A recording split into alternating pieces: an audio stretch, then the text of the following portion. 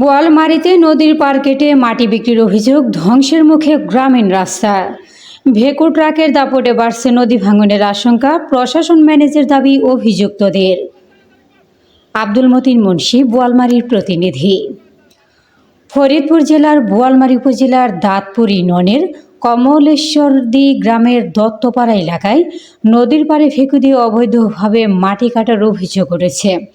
স্থানীয়দের অভিযোগ, মোহাম্মদ আওয়াল শেখ ও ভেকুর মালিক মোহাম্মদ বিপ্লব মিয়া দীর্ঘদিন ধরে নদীর পাড় খুঁড়ে মাটি কেটে বিক্রি করছেন।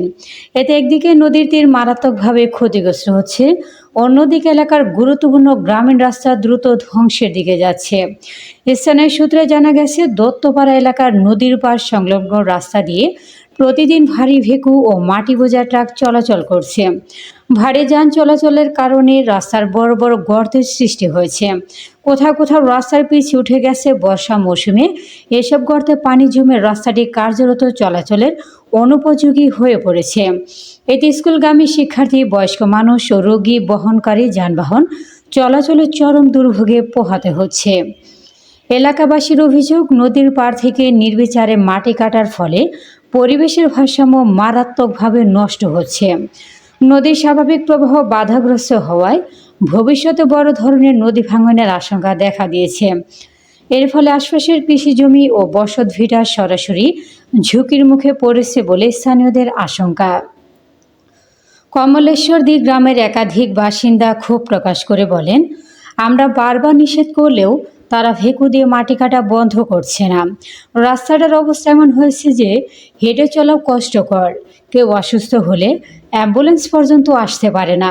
আরেক স্থানীয় বাসিন্দা বলেন, এই রাস্তা দিয়ে প্রতিদিন শত শত মানুষ চলাচল করে, অথচ কিছু মানুষের ব্যক্তিগত লাভের জন্য পুরো গ্রামের মানুষ চরম ক্ষতির শিকার হচ্ছে। স্থানীয়দের অভিযোগ অনুযায়ী মাটি কাটার বিষয়ে প্রশ্ন করা হলে অভিযুক্তরা দাবি করেন তারা প্রশাসনকে ম্যানেজ করে মাটি কাটছেন এবং এটি তাদের নিজস্ব জমি। অভিযুক্তদের ভাষ্য অনুযায়ী তারা জমি সমতল করার উদ্দেশ্যে ভেকু ব্যবহার করছেন বলে দাবি করা হয়। তবে আইনগত দিক থেকে বিষয়টি ভিন্ন। আইন অনুযায়ী নদীর স্বাভাবিক তীরভূমি ব্যক্তি মালিকানাধীন হওয়ার সুযোগ নেই।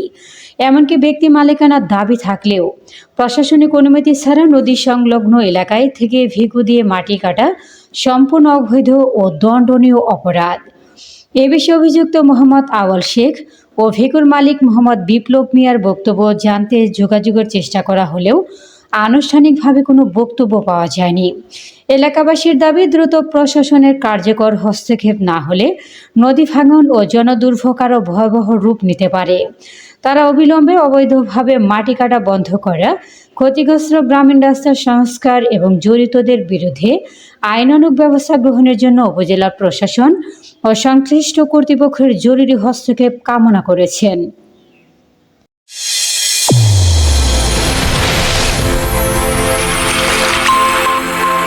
চ্যানেল A1, হৃদয়ের স্পন্দন।